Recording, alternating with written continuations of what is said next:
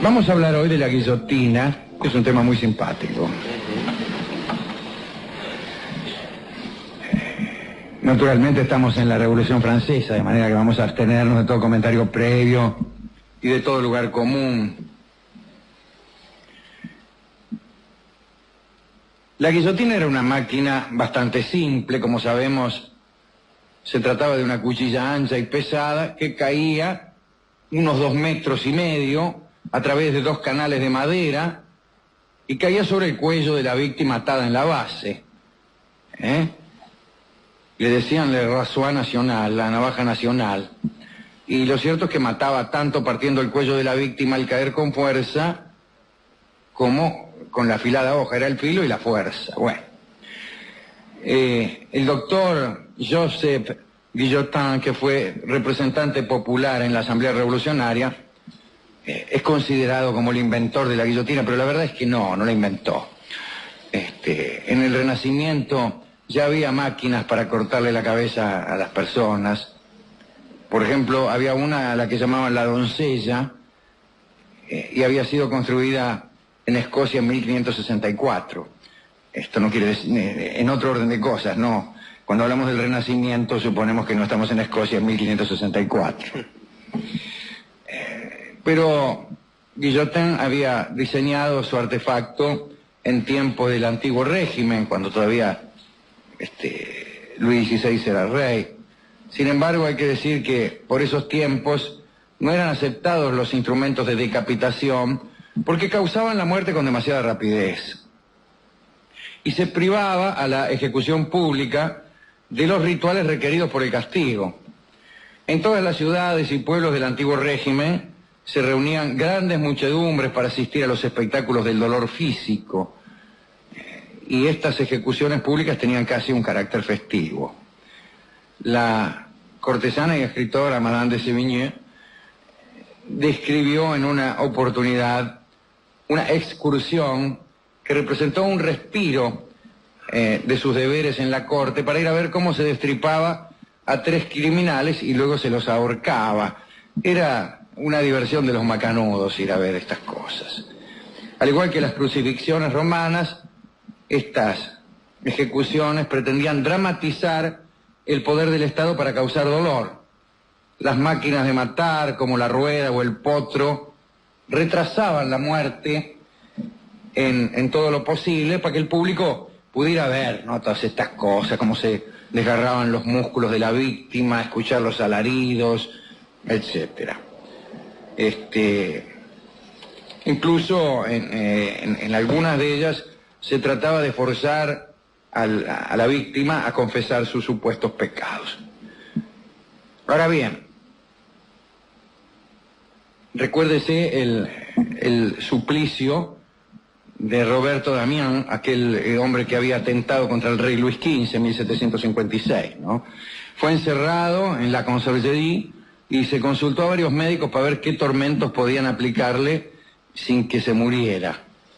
Y ahí lo llevaron a la plaza de la Grève, había una multitud, y había 15 verdugos tratando de proporcionarle el mayor sufrimiento posible, y había mucha gente viendo esto.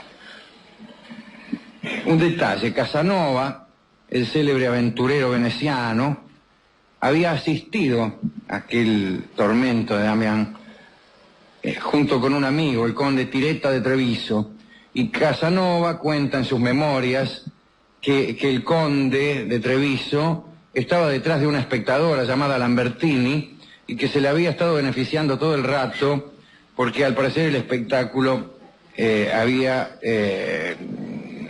puesto a la muchacha en disposición amorosa. Pues bien, el doctor Guillotin rechazó aquellos suplicios prolongados.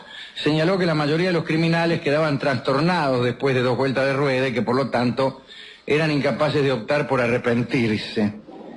Además pensaban que el criminal más abyecto tenía ciertos derechos naturales por lo que respetaba,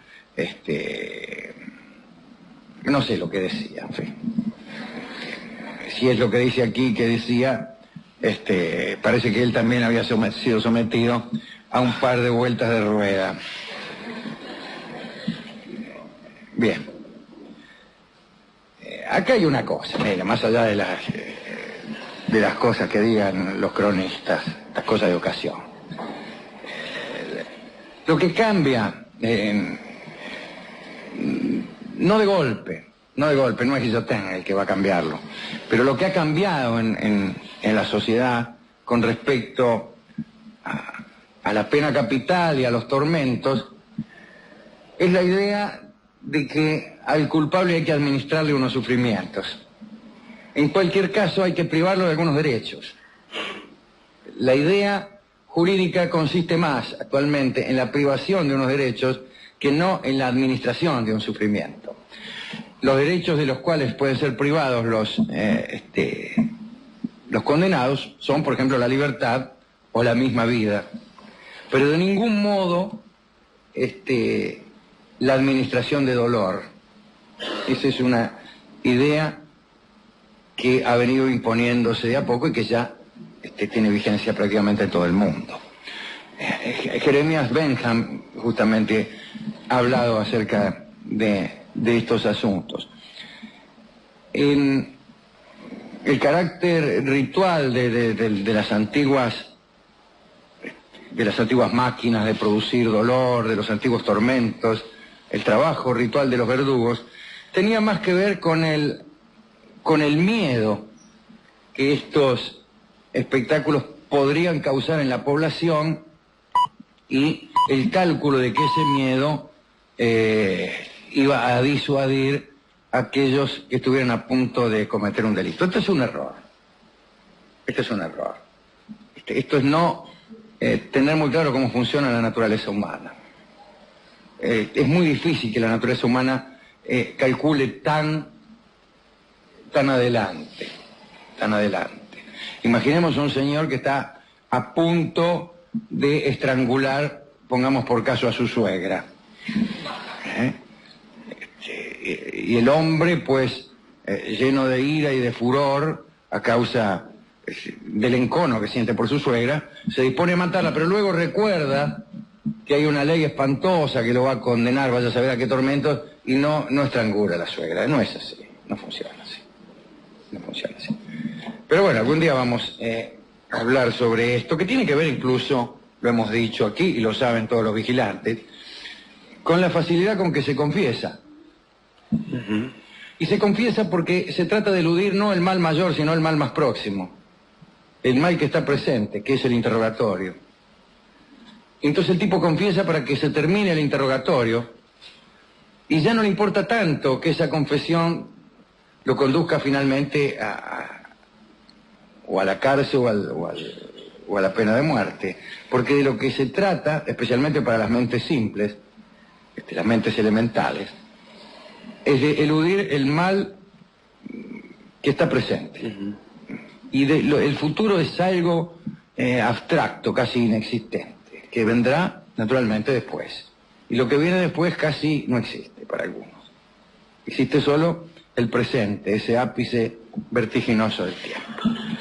Como quiera que sea, Guillotin había leído a Beccaria, de aquellos tipos, de los delitos y las penas, ¿se acuerdan de ese libro? Bien. El caso es que el doctor Guillotin presentó su propuesta de una muerte sin rituales a principios de la Revolución, pero la Asamblea no autorizó el uso de la máquina hasta marzo de 1792. Fue utilizada por primera vez con una finalidad política para decapitar a un señor legitimista que se llamaba Colenot d'Augremont, y parece que funcionó perfectamente. Me refiero a la guillotina. En cambio, el pobre Colenot no. Ahora bien, como la guillotina pretendía liberar el castigo del ritual religioso, sus primeros entusiastas pensaron que debía ser utilizada en un espacio neutral, fuera de la ciudad. No sé por qué, pero un grabado de 1792 mostraba el acontecimiento en un lugar arbolado y anónimo. De lo que se trataba era de librar a estos acontecimientos del público. El castigo debía ser invisible. Esta es la idea actual. El castigo es invisible. No ejecutan a un tipo en la silla eléctrica en medio de la Plaza de la Concordia. No es así. Bueno, sin embargo, algunos empezaron a decir que el castigo debía ser público, debía exhibirse, y la guillotina, especialmente en épocas del terror, volvió a la ciudad. No solo se ubicó la guillotina en un lugar público, sino que volvieron a hacerse largas procesiones en las que se exponía al condenado. Venía, al tipo lo sacaban de la cárcel, en un carro, y venía lentamente por la calle, y mientras venía, imagínese, estaba sometido a la exposición. A la exposición y al público. Sí, a la burla. Ya sabía, algunos se burlaban, otros estaban a favor. Iban cambiando con las cuadras incluso. Por ahí el tipo salía y la gente le tiraba piedras. En una cuadra algunos resultaban estar misteriosamente de acuerdo con el condenado o efectuaban esa operación que suele leerse del siguiente modo: estamos en contra del orden constituido, el condenado también, luego estamos a favor del condenado.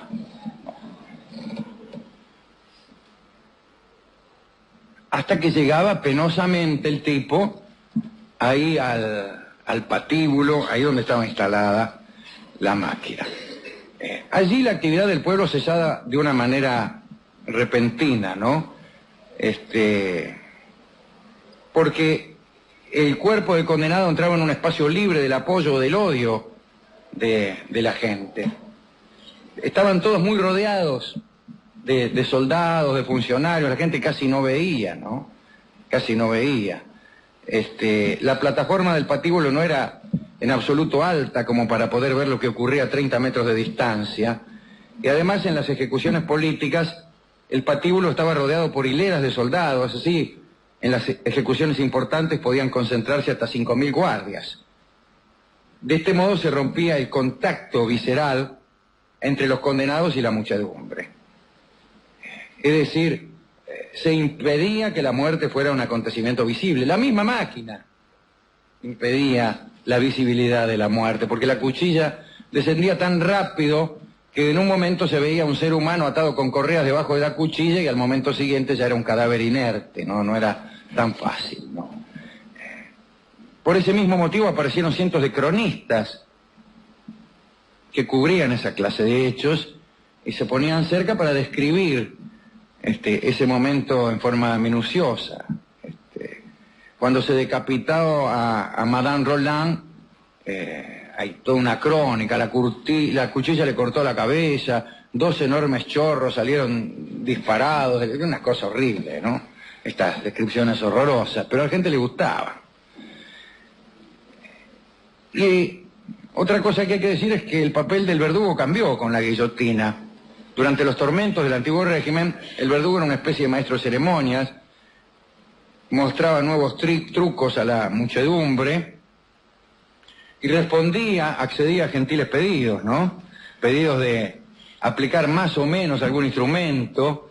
Ahora el verdugo solo tenía que ejecutar un acto pequeño. Así que cuando hablo de las ejecuciones del antiguo régimen, me refiero a los tormentos. Un tipo lo ataban, un fierro caliente, la mano en un caldero de no sé qué, bueno, unas cosas que no quiero describir para no incurrir en el mismo defecto que estoy criticando, pero ahí sí la gente le pedía al tipo, dale un poco más, qué sé yo, la víctima que gritaba, toda una cosa, duraba mucho. Y bueno, con la máquina no, el tipo accionaba un dispositivo y chao. El 21 de enero de 1793 fue guillotinado Luis XVI. La procesión hasta la guillotina fue muy distinta del ambiente carnavalesco que precedía a otras ejecuciones, el que hemos glosado recién, ¿no? Las muchedumbres burlándose del condenado o a veces aplaudiéndolo. En este caso había una inmensa guardia militar que rodeaba la carreta y a lo largo de su ruta el rey se enfrentó con una multitud misteriosamente silenciosa. Incluso para subrayar que Luis Capeto ya no era rey de los franceses, los instrumentos utilizados para matarlo, en la Plaza de la Revolución, fueron los mismos utilizados para otras ejecuciones. Robespierre decía que la repetición mecánica era igualitaria. Esas eran las frases que se gastaba Robespierre. Digamos, para terminar, que muchos de los organizadores temían hechos mágicos, temían, por ejemplo, que la cabeza de Luis pudiera hablar, o que el rey no muriera finalmente. Otros temían que pudiera hablar de forma conmovedora antes de morir, del patíbulo. Este era un temor más razonable, ¿no? Imagínense que el rey pelara allí un discurso y que este discurso hiciera efecto entre la concurrencia. El caso es que intentaron neutralizar lo máximo posible las circunstancias de esa muerte. Una inmensa falange de soldados rodeó a la multitud mirando hacia al interior del episodio. 15.000 soldados siguieron de aislantes. Las primeras personas comunes estaban a 300 metros del lugar. Nadie pudo escuchar nada, como tampoco se pudo ver el momento en que el verdugo Sansón levantó la cabeza de Luis XVI. Todo se desarmó rápidamente y sin gestos grandilocuentes para acusar indiferencia ante un acto de enormes implicancias políticas. La guillotina vino a traer ciertamente unos vientos humanitarios, pero decir que una máquina de matar es humanitaria parece un poco paradójico, verdaderamente. Sin embargo, el ansia de la gente por presenciar estos episodios, diría que no murió aún, que no ha muerto aún,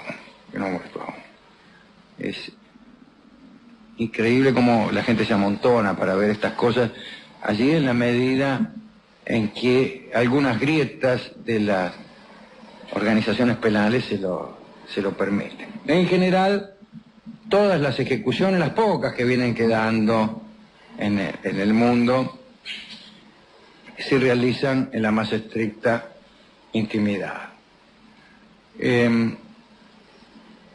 Se ha comprendido, y me parece que muy bien, que la intimidación y el temor de padecer uno en carne propia los tormentos que está presenciando no funcionan, y aun cuando funcionaran no verdaderamente son ajenas al respeto por la dignidad humana, ¿no? Así que por suerte el avance jurídico es muy considerable. No tan considerable es el avance de la naturaleza humana respecto a esta ansia de presenciar lo morboso, aquello que viene a saciar nuestros costados más bestiales. El pobre doctor Guillotin inventó una máquina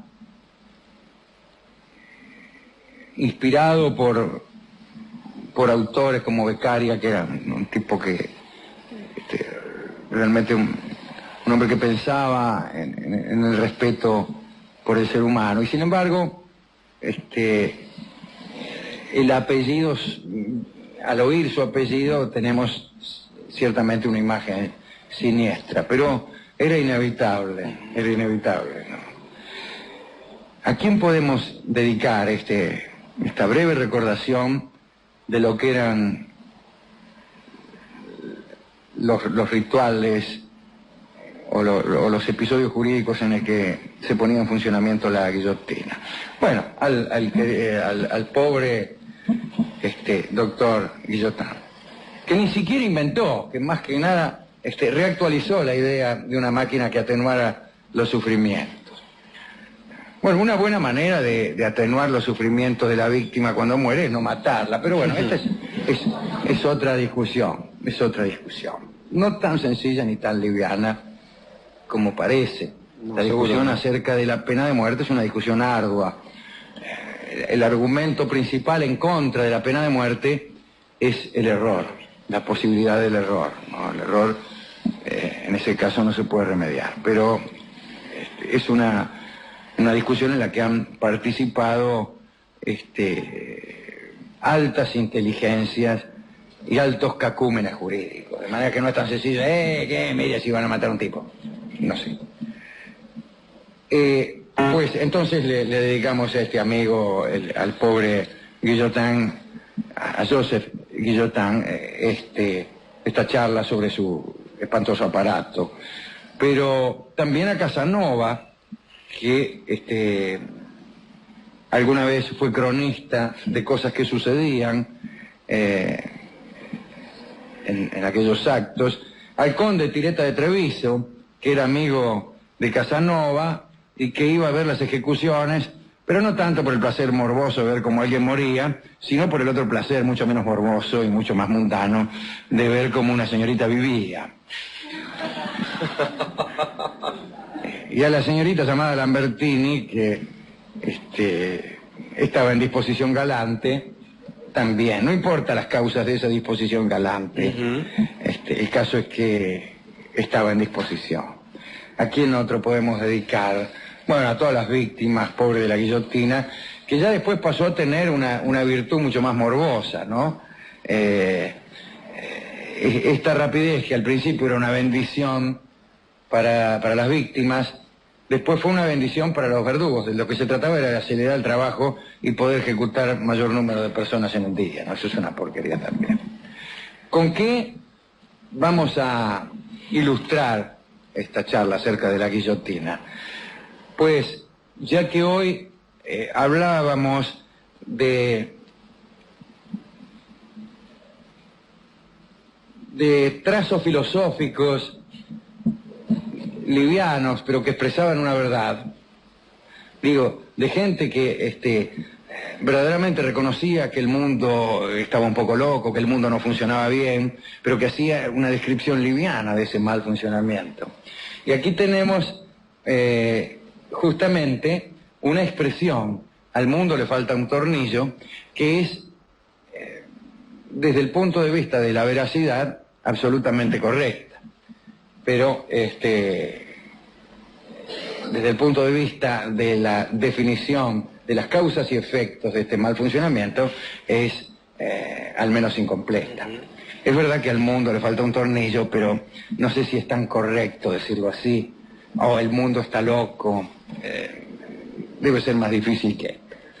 Pero ciertamente la existencia de una máquina para matar y el hecho de que un gran cerebro se ponga a pensar cómo hacerla funcionar bien, ya es un síntoma que denota que efectivamente algo debe andar mal en el mundo. Algún tornillo le debe faltar, y Carlos Gardel canta Al mundo le falta un tornillo, esta obra de nuestro querido Enrique Cadícamo. Adelante entonces, don Carlos, cante usted, dedicado a todos los que hemos dicho recién, especialmente al conde amigo de Casanova, el conde Tireta, y a su amante, la señora de Lambertini. Adelante, don Carlos.